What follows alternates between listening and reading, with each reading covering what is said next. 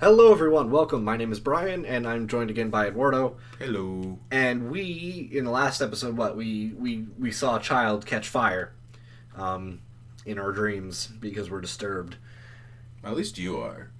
slightly. I'm just criminally insane. We're a pair. Mm-hmm.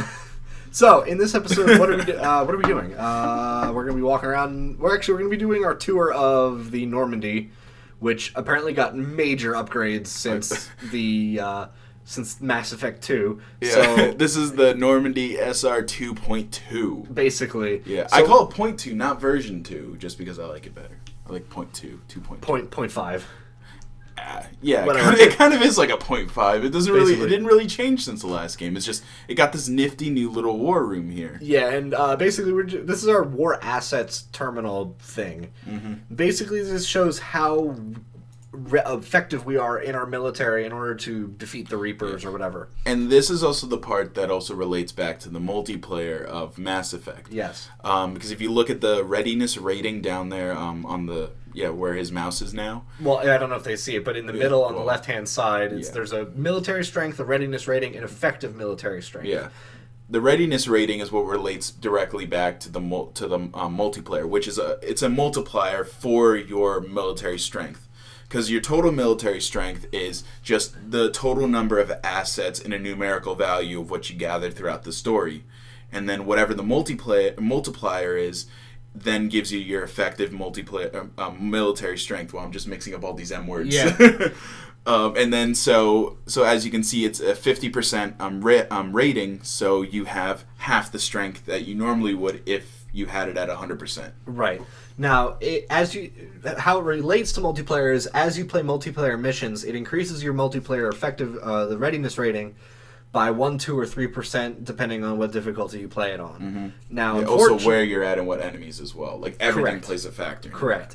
So those things happen, but over time, if you don't play multiplayer, it decreases slowly. Mm-hmm. You become less ready, which is stupid. But Yeah, hey, whatever. and as far as my understanding of that works is if you're online playing the single player, it degrades quicker than if you're just not on at all. Right. To my understanding, that's how it works. So these are all the different areas that you can play missions in multiplayer. Mm-hmm. We'll probably do this much later in our series, if we do it at all on camera. Yeah, I mean, because the multiplayer is fun. It's just very repetitive after you've done a couple of matches. Which we might just do, a highlights reel or something like that.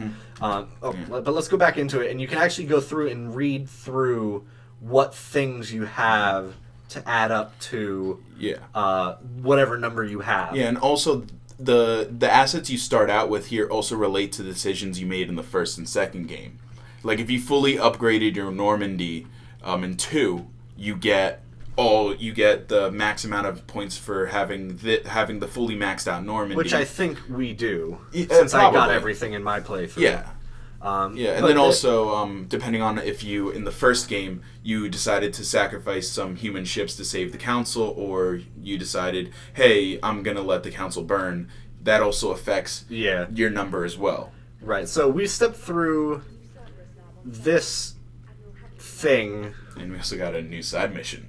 Oh, joy. Yeah. Also, N7 missions now are the new side missions. Tactical Mastery. This is just like a tutorial. Mm-hmm. We're going to ignore that. But we're going to go check our email. Oh, wow. Priority Mission Eden Prime. Oh, we have to go back to Eden Prime. Javik. Yay. Hey. He's my favorite. They don't know who Javik is. I know, but they'll know. You'll find out. You'll who find Javik out. Is. Why are we in dry job? You could basically just read through stuff like this. Mm-hmm. Yeah, because right now all you have pretty much are the DLC stuff and just... Since we continued our game from the first game into the second and into the third, we got some extra stuff. Yeah. For N7 grade armor or casual wear and weapons. And a robot dog, because it's Kane. Oh, that's right. Clever. That's right, the dog. Yeah, which didn't do anything, and it got me really upset about that, because it was really hyped up that you get this robot dog in your Normandy, and he doesn't really do anything. Bark, bark. Yeah. And it's not even like robot dog like you'd expect a robot dog to be. It's just like one of the the robot dogs from Mass Effect 2 that you fought. but reprogrammed into friendly canine status. Exactly. Like, I was totally expecting it to be like this cool robot dog that would just roam the entire Normandy, and like there would be like little things every time he came on board. Like it would be like, oh, like Joker would be like, get him out of the cockpit. He doesn't belong up here or something. Just little humorous things, but it really wasn't. It was really a letdown. But it really was. Speaking of Joker, let's go talk to him. Seth Green. Yes. Hey, Commander. I had my doubts about the Council. But after years of ignoring your warnings, they're finally willing to step up and tell you they just can't help. I think they did the best thing getting Seth Green to play Joker. Seth Green was the best choice to being the pilot of the Normandy.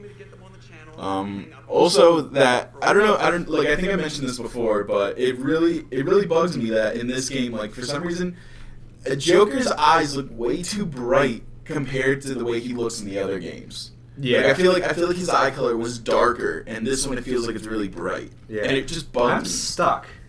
Are you? Commander? Yes, I can't move. What happened? I stepped on like the sticker under my right foot, and now I cannot move. It's space adhesive. Seriously, I can't move at all. Try going to the menu if it'll break it or something. No. No, it. I can't believe that just happened. Commander, hold on just a second. Let's reload the save. Yeah. Hey, you just have to. I'm gonna have to. I mean, it's not like we did much either. We didn't do anything. We just talked to Joker once. Yeah. Which isn't a big deal, because he didn't really give us any missions or anything like that. Commander Shepard's gotta get that. Oh no, I have to reread my email. Oh no. Ugh. I never even bothered to read those emails. I just kind of looked at them and marked them all as read, and that was it. Yeah, I think that's what I'm gonna do, because there's no point in me reading them. Also, those two people that you pass when you go through like the scanner. Yeah. They have some really cool conversations sometimes about like depending on what you did in previous games and what's going on in the current game. They'll say stuff about Cerberus or people that they know that have switched sides or gone missing and stuff. And right. It was kind of like in 2. Where I really that irritates me. Yeah, I'm like, oh, you totally could have put a room there, but I guess No. Yeah. So we're gonna go from the top floor to the bottom floor, but yeah, they changed so much stuff, and it's like, don't do that. Yeah, your cabin's for the most part the same. That's good. Yeah, you get. My fish are gone. You can get those back, and you have an expanded ship case now, which also if you bought all the little novelty things you could have in 2, you could also your outfits. The outfits also actually have different bonuses attached to them. Like if you go into the info, they'll tell you what the armor bonus is. Okay, cool. So they have like a slight difference. It's stupid that I have to change the appearance and then go back to info. Right. It should just time. tell you, right? It was a little annoying. It was easier on console because it was 2 button presses back and forth. Yeah, I'm going to keep power damage up because that's most important, I guess. Oh, that's what I always did. I just kept them as Holy crap, I forgot about that one.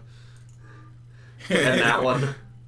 The one I always kept on was the second one, where this one here. Weapon damage up and weapon damage. I'm going to keep that one on because that's pretty cool looking. I like the one where it's a monocle, too. That was a really cool one. But yeah, but like I was saying, if you had all the little novelty items you could purchase in the stores, you can find them on this version of the Normandy. You just have to search for them throughout the ship because they're all there. Oh yeah.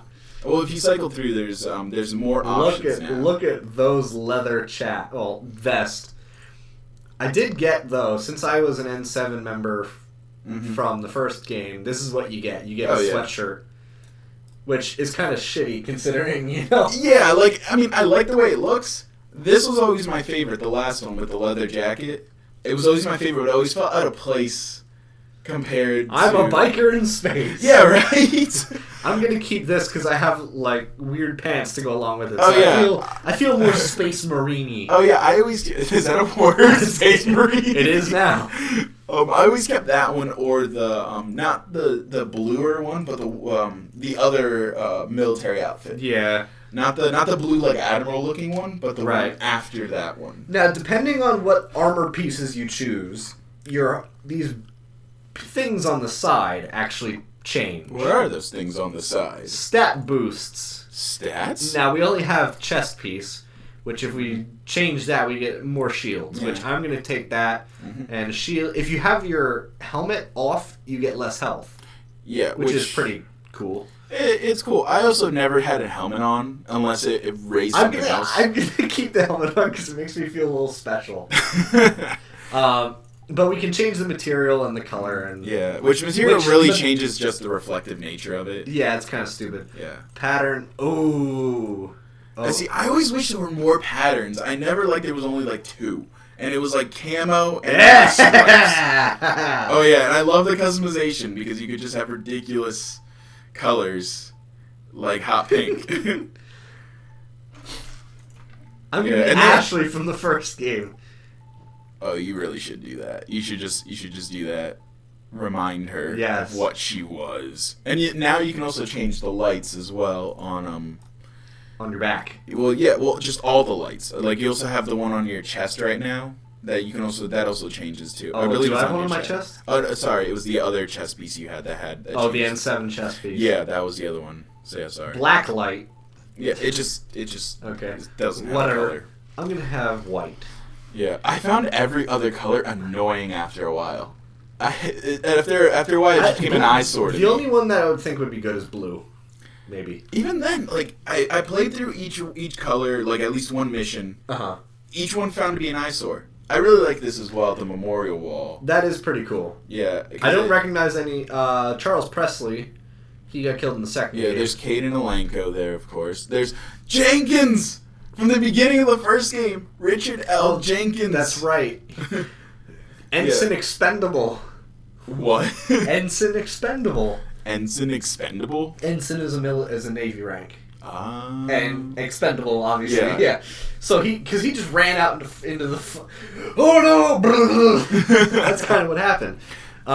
This changes throughout the course of the game. Yeah, and it also changes depending on if you want to save the Normandy quickly after they got abducted by the collectors, or you let everyone die. Kelly Chambers would be on there if you didn't. If she it would died. Also just be more random names. And I also like how in this one, even though you don't have people in them yet, you can go in every room except for the female bathroom.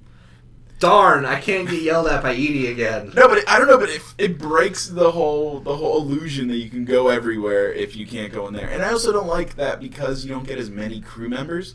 Yeah, this isn't creepy either. Just having a giant door leading right to the showers. Well, this is also a military vessel. There is no shame. Well, apparently not. And no urinals. Or toilet paper either, for that matter. Oh, you're right! There is no... Like, how does that work? Space technology. Why do they have a counter in here, though? I don't get that. Are there children on board? No, that's where you chop the that's where Cookie chopped the vegetables. Ew. At least we have an Alliance brand poker table. Oh, this is great. It like what the hell is this? Is this like a hallucination chamber? Dude, that's where they filmed the last 30 minutes of 2001: A Space Odyssey. I think that's also the what is it? In the James Bond movie Die Another Day, the Dream Machine. The Dream Machine. Like if you watch the movie, it's basically a machine that's like gene therapy or whatever for the bad guys, and it's like a rainbow. And that's what it reminds me of. Yeah. Then here's where you can reassign your bonus power at any point in the game, as long which as you is have really really handy. Yeah. Like if you find you're not really using that power and you want to try a different one, you can do that. You can also do it with your crew members, like you could. But in the these last are game. free. I think the first one is free. I think afterwards you have to pay. Well, either way, I think I'm all set with what I chose, so I should be all set. I'm all set with what I chose, so I'm all set. Redundancies. Of course, like the last game, it makes perfect sense to put a robot in the AI core next to the engine. Right? Yeah. I totally would have put her where Zaid's room used to be because there's an airlock thing right there. Is it? I thought that was the life support. No, that's not where Zaid was. Oh, Zaid. Oh, no, Zaid was down in the level right above where the cargo hold is. Oh, okay. And now you can go next to the We can do our own calibrations. Not yet. Not yet. No. There's a weapons bench we can't use, unfortunately. Yeah. At least not up here. We can go. I think we can go down to the lowest level. Yeah, and that's where there's the workbench, which I really hate. Like, I wish it was one in your cabin quarters. Yeah, that's attractive. Hey, come to my room. Oh, you totally missed the where Liara's room is now. Oh, that's right, I did. Yeah. We'll go back there. Yeah, we can go back up. Because I think the moment you enter, too, it goes into a cutscene. Okay. So. Well, here's Diana. Mm-hmm. Diana Allers. Fairly normal, except for the More product placement. Yay! If I had a little flag, I'd wave it, but I don't, so I can't. Unfortunately. That last one gets my attention. Last one, what? Yeah, Oh, stories. Mm-hmm. We're gonna skip what you say because it's unimportant. I mean, like, her stories change. I think it adds 5 points after you do all the stories with her to your war readiness number or whatever. Ooh. Whatever. Oh wait. Yeah, Engineer Adams is back from the first game. I don't care about Engineer Adams. I want the Scottish guy. Oh, hold on. They come back. I know they do, but I want to. Well, actually, they can or can't come back depending on what we say. Exactly. I don't want you back. Your Scottish accent pissed me off. I just cracked my I heard. my hip. Ow. I heard that. That was a weird turn. Oh, it's bigger than before. No, I think it's the same size. Oh, it that just is has the same more engine. effects. Yeah, I think it just has more effects. More particles. Yeah. How so? Back when you Oh. It was weird because the first time I saw him it was such a long time since I had played the first one that I didn't remember who he was. Because it's like, whoops, who are you again? Yeah, because you have such, it's a nice little, oh hey, I'm from the first game and I'm back, but you don't remember me. Yeah. Sure. Exactly. Like, I don't know, because they try to establish this whole. There's all this history. Oh yeah, see, you can find different ship models that you had purchased from the previous game. Yeah. Now they're all scattered about. Did you get the space hamster? Yes. In the second game. Okay, he's gonna be here. Eventually. Yeah, he'll run across the floor. Oh, okay. I think he just there he is. There he is. Yeah, he'll run across the floor, and you have to kind of catch him. So that's always fun. Because I think you have to start walking away, and then he'll run. I don't know. I got him on the first try, so I never really had. I never even noticed. Yeah, there he goes. Got him. No, didn't get him. Got him. There he is. And you got the space hamster back. Hooray! And because why not? We need a lovable hamster in our room. It's a talking piece for the ladies, I guess. Oh, and that room's locked for now. That'll open up a little bit later. Yep, and we can see down below if actually I think everything down there is actual you can actually see things that are going on. Mm-hmm. Like, it actually loads that environment, thankfully. Yeah, you can actually go down to the shuttle bay this time. Right, but it loads and shows it. Oh, and there's our dog. Yeah. Bark, bark. You completely useless dog. Yeah. Oh, and this is a nice thing they added. The Alliance Requisitions, which is basically any store you visit, you can now, instead of having to go to that said store to buy things, you can buy them straight from the Normandy. Right. With a slight markup, a 10% markup, which can be reduced depending on what technologies you research. Right. So, but it's a nice little addition. I never really used it. I still went to the stores anyway because I think all the stores are on the Citadel anyway. Yeah. I don't think there are any other stores. Yeah, I think basically, it's one of those. I just don't really mind because besides, I won't even really be using things like that anyway. Well, I think you find a lot of them too in the world. Right. I don't think and this is the only one I've really spent money on was the actual weapons themselves. Because it reduces the weight, increases the damage, and increases the accuracy when you do that. You just get the next level version. And also, you can find the weapons again in the world, and when you find them in the world, it'll give you the next version of it. Right. I'm just going to buy the upgrades for the Vindicator, because that's pretty much all I'm going to really be using. And all the upgrades stop at 5 on the first playthrough. If you import a Mass Effect 3 character in again, you'll get 6 through 10. Okay. So it does go up higher, and then you just become ridiculously powerful. Okay, that's pretty good. Not bad. we're gonna go fight James. Yeah, that sounds about right. Hey. This totally reminds me of there was this fan-made ending, and they made it to like the ending of Same. Animal House. Okay. And it was really funny because when they got to James, because a lot of people were pissed about the ending, that they were like James Vega decided, hey, that I'm gonna quit the military and decided to become a writer and is now working at BioWare Edmonton working on Mass Effect 3. I was like, oh god. Nice. It was great. I thought I'd come say hi. Why did Shepard? Don't look at the camera. He's the worst. I am the worst actor in the world. Yeah. Also, if you notice when he goes up, his neck goes into the bar. Like when it was from that angle, his neck, like the back part of his neck, went into the bar. Like you see that? Yeah. Clip. Yeah. Clip. I mean, it is what it is. I mean, when you got muscles on top of muscles. You can dance and talk. Rippling abs. So we're gonna do some sparring because that's what guys do to reduce their testosterone. No, that's just how you get to know people. Like that's what happened when we met each other. We just started. I just punched you in the head. Exactly, and I was like, "How you doing?"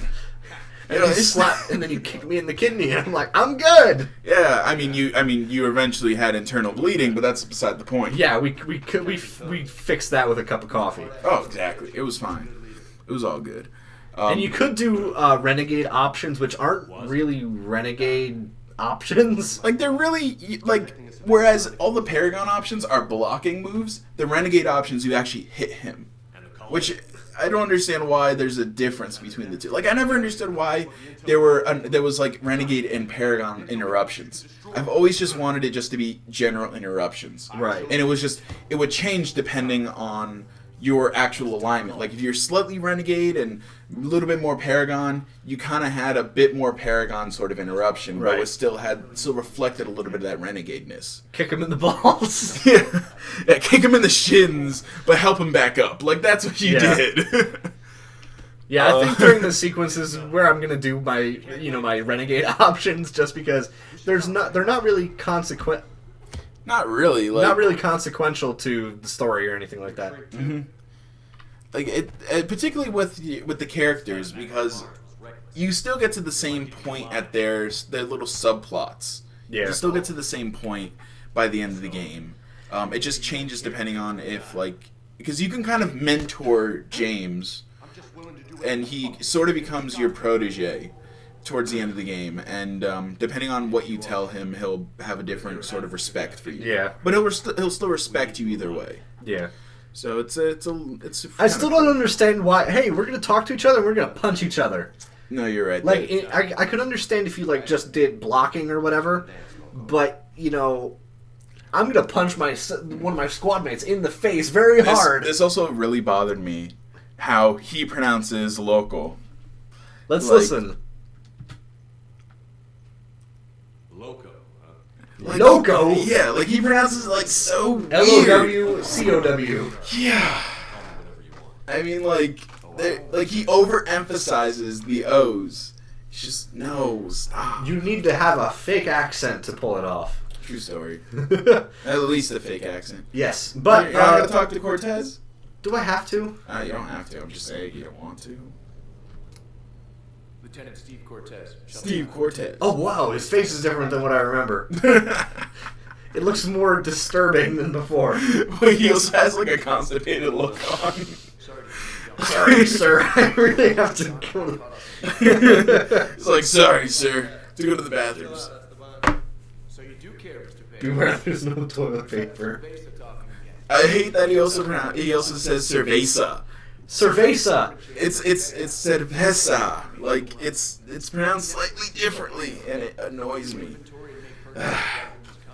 Oh, it's funny when you get all riled up about pronunciations of beverages. Well, it's not just beverages. It's just they're pronouncing it wrong while they're trying to portray that this is a person of a different culture, and they're of that culture but pronouncing it badly. I don't know. I don't know if it's just me, but he doesn't really look Spanish either. He just looks dark. Like He that's looks all like he's he doesn't look like he's Spanish descent at all. No. But I'm gonna.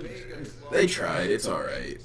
I mean, like I said in the last thing too, is that I feel like that this world is supposed to be this whole unified world, yet it's all populated by the same people. Like I understand you're in the military and you're surrounded by all military types, but I feel like there should have been more interaction with other facets of people. Yeah. Yeah, that would have been nice. Oh, we can. Oh no, we can't buy armor. No, which is weird. You'd think you'd be able to down in the armory, but if it shows up in the store, you can buy it in the requisitions. Okay. Wait, where is it? One floor up. One floor up. Yeah, it's in the creek. I forgot about that. Yeah. Okay, so let's go to Liara's room and see what happens. Who also, mind you, has become the Shadow Broker since the ending of 2. That's explained in a DLC pack, the layer of the Shadow Broker for Mass Effect 2, which you said he didn't do, right? No, I did not. No. So, she's the Shadow Broker. Yeah, she's Boom, the Shadow Broker. End of story. Yeah. I was just making sure that you hadn't done it. But let's watch this cutscene. I suppose. We have to watch it quietly. Oh, do we? She's reading on the bed, so just like Arya. That's why we have to be quiet. She's reading. We're just staring awkwardly. Greetings, Commander Shepard.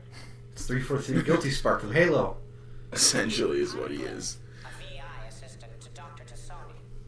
I help her sort and catalog collected data. She's asked me to draw your attention to a terminal connected to her information network.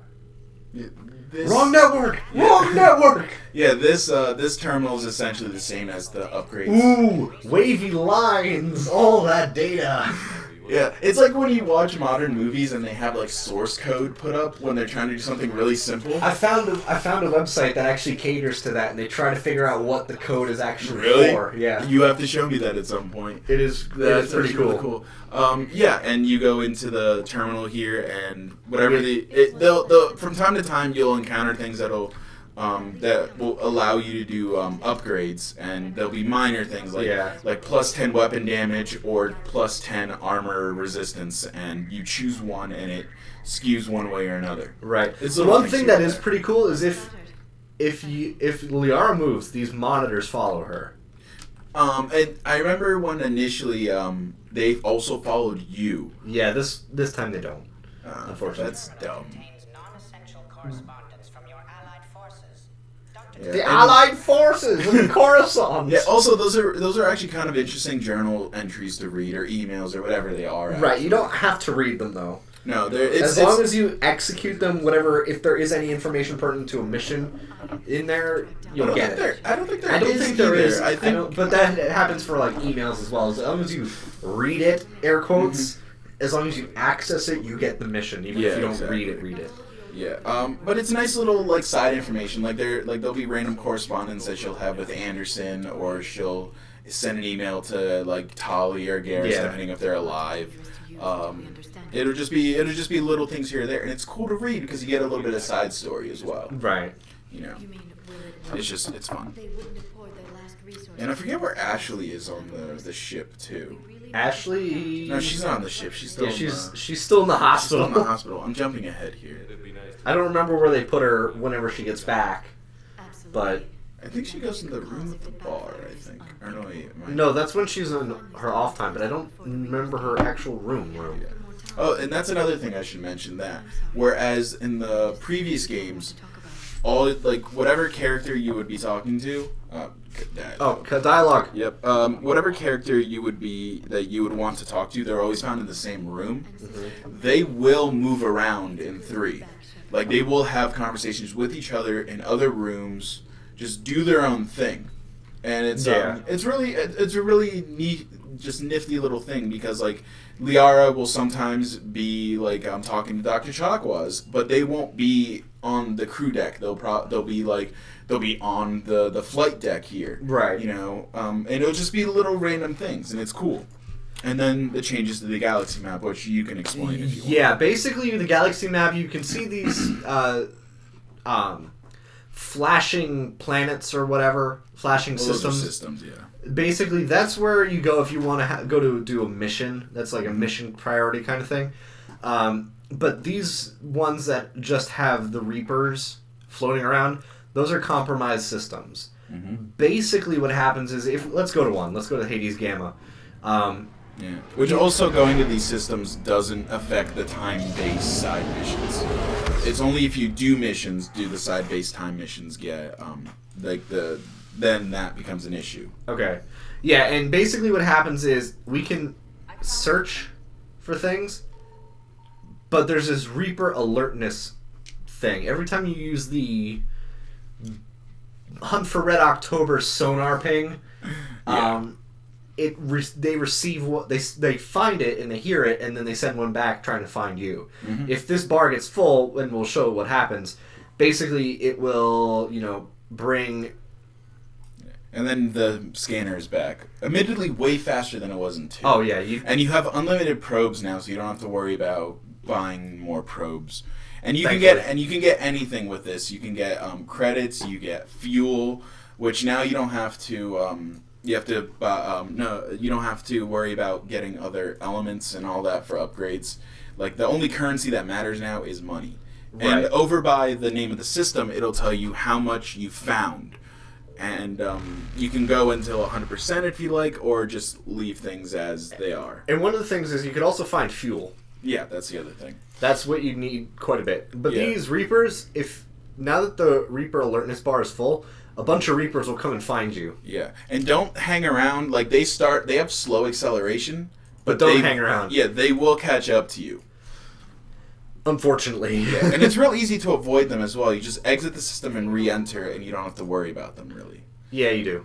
Because they'll come back. No, yeah, but I'm saying, like, that they'll reset their starting positions. Oh, yeah. They come from the edges again. They won't just be still in the middle. They'll actually, you'll have to they'll come back out, but you can re-avoid them again. Yeah, which I feel like it was another missed opportunity, because I think it would have been really cool if it went into a minigame where you controlled the Normandy, and you actually had to evade them, like kind of... Instead of it being an instant game over. Yeah, like I think that would have been really cool, and if you failed that, then it was obviously mission over, and then... Yeah, because if you get caught, you're dead. Yeah, that's basically what happens. Investigate. More fuel. That's only 50% of the assets. Usually there's at least one planet and one just out in space. Depending on what system it is. Sometimes and it can be more than 2. I think I saw there was one system where it was like 6 assets, and it was ridiculous. And it took forever to do it. And you see where they start back from the edges again. You also slow down slightly when you hit the ping button. So don't just be jamming on the scanner if you have Reapers coming after you. Right, that wouldn't be good. So let's go down over... Now, if you leave the system and you instantly come back in, it will spawn you on the opposite side of the system. Well, it's whatever direction you're facing. It'll do that as well. Oh, shit. That's another way you can think That's the about one it, thing too. that sucks, is if you're trying to hit the start scanner button, you can move and you leave the orbit of the planet you're trying to... look through, and you can get caught. Even if you're on the planet and the Reapers touch you while you're going into the planet. Yeah, it'll totally count as a game over. Yeah. Yeah, I've done that before. And we're at a point where it'll probably, we'll be caught. Right. Yeah, we're caught. No, we're not. Oh, no, you escaped. We escaped You somehow. escaped. It totally hit you, too. It did, and it stopped, and it was following us. But yeah, we can do this for all these other sections, and we'll probably do this off screen just because this is going to take a while. Yeah, to actually just to go through. Yeah, to go to all the all systems and find out. Oh, hey, how much stuff is here? Oh, hey, let's drive into the sun. Which it always bothered me. You could do that. But it was cool when it was a big enough sun, because then you could hide in it. Yeah. Uh-oh. Enter orbit. There it is. That's the one thing that it sucks. It's like there's not a button specifically to enter the orbit. Yeah, I feel like they should have get rid of this mechanic altogether for 3 and only had missions you could do like outside of the Normandy. Yeah, that would have been nice. Yeah. But you can get some random war assets and things like that. Like we just did. So it's not too bad. Let's actually just leave. Yeah, I don't think you really need that fuel because that's what it would be. Like if Anything more often than not, if it's not a planet, it'll just be fuel is what you find. Right, but I'm just gonna go get it because I do kind of need fuel. Mm-hmm. So let's go down to the bottom. Oh, I didn't realize that Reaper was right there. Plus, they also have like some stupid foghorn noise. Yeah, that's a little annoying. You got like the Inception. Brrr. And it's really weird that they keep doing that, and I don't know why. It's like we're watching a Christopher Nolan movie. Basically. But basically, yeah, that's basically what we can do in the Normandy. Our tour is basically complete, and now we're just kind of dicking around with the planets. Yeah, which I really felt like this was a missed opportunity where you could actually control the Normandy. And like honestly, I thought that's what you would do in the finale too. Is that you would control the Normandy and just, you know, like have like this sort of like, whereas Dragon Age Origins would have been, you know, where you have control of all these different assets, but that's not what happens. It's different because it's a different game. Yeah. It's not really like, I'm not gonna try to go any further into that until we get to it, but I had Yeah, very different expectations. Yeah. But I mean, it's not like the ending levels disappointment because it's very intense, like it's supposed to be, and I quite enjoy it. Evasion successful. I've had that once where it said evasion successful, And then giving you game over. and then gave me game over. Yep, I've had that too. Yeah, it's a little finicky sometimes. Okay, there's another resource somewhere in this system, but I don't know where it is. No, I've had that happen too. That You can't find them. I'm telling you, it's gonna be fuel. It's gonna be somewhere random too. Come on. Try see if it's a green planet. Tried it. You sure? Yeah. I could try it again, but I'm pretty sure. Evasion successful. I'm pretty sure that, you know. No, okay, you're right. I don't know. Whatever, sure.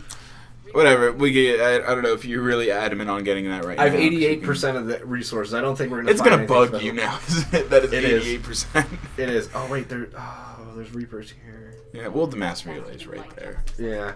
So in the next episode, what we'll do is, do you want to go to the Citadel, the Turian Primarch, recover the Prothean artifact? We should totally recover the Prothean artifact. Cerberus Lab. Oh, which one's the Cerberus Lab? I don't remember. Oh no, that's an N7 mission. So those are the ones that are time sensitive. So we'll do that, and then Yeah. we'll go do the Prothean artifact. You can do either one in either order. I've done. Well, let's do the. We'll do. Yeah, We'll do the N7 missions will be affected if you do them priority missions. If you do those, if you have like multiple priority missions, like the to do, Primarch. yeah, that's how those will get affected. Okay. And you'll miss them.